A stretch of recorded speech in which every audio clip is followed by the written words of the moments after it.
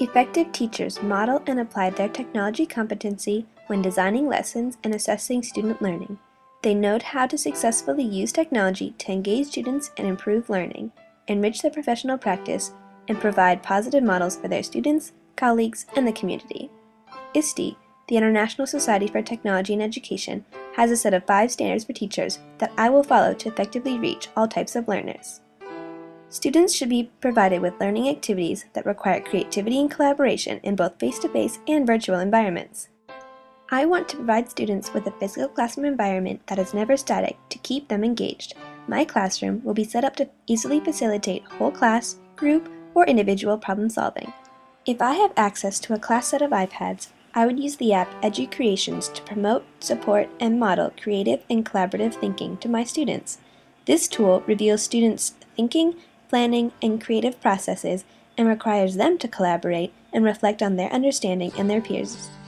Under the school's guidelines and with parental permission, I would encourage students to bring their own devices to school.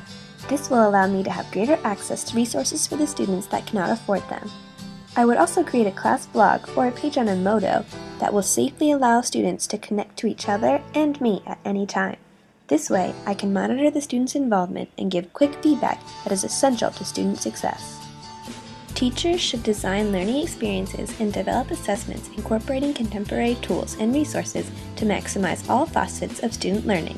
This should be done in a variety of learning styles to better engage every student. By creating concept maps with my class, they will better organize the data in a way that is meaningful to them, increasing their recall. I will also create videos on iMovie that will better engage all students, especially the visual and auditory learners. I would also show students how to make videos for me as a less traditional assessment of their understanding. I know how to enhance digital images to focus students' attention to specific details.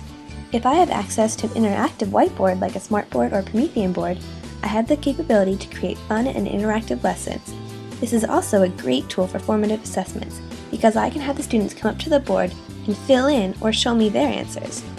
Quick response, or QR codes, can make any activity more exciting by scanning the barcodes for directions or the answers to a problem. I am also familiar with many great augmented reality apps that turn the classroom into a time machine or a science lab so students can interact with the more conceptual content. I believe that if we want our students to become affluent members of this digital society, we need to model innovative practices with these powerful tools and skills. My students will see me on my MacBook collaborating with other teachers on Google Docs or airdropping them their assignments. They will use e-textbooks that I create because I believe paper books can contain out-of-date information and are not conducive to the digital environment I want to create. I will have my students use these tools as well. They will share assignments with me through Google Drive or create their own iBooks. Each chapter could be turned in as a summative assessment, and then these could be used as study guides for review for cumulative tests. It is my responsibility to not only educate my students in my content area, but to bring in global and societal issues as well to create a more complete education for my students. I also need to model and instill ethical and safe technology practices for these emerging digital users. I recently attended ethics and technology presentations to expand my knowledge on subjects like cyberbullying, plagiarism, social media, and cheating that I will bring back to the classroom to educate my students. It is our responsibility as educators to model and teach digital etiquette and responsible social interactions. Safe social media sites like Edmodo allow my class to stay connected in a secure environment while learning appropriate online interaction. Remind 101 is a great app to allow me to text reminders to my students without crossing professional boundaries by handing out my cell phone number. Skype is a video chatting tool that has now found its way into the classroom. I would use it to connect with other classes, guest speakers, or even field trip around the world. Because technology is always evolving, this requires teachers to become lifelong learners. I believe it is my responsibility as a digital native to help my colleagues effectively use these tools as well. I attended VISTE's conference at James Madison University and will continue to be an active member of this learning community.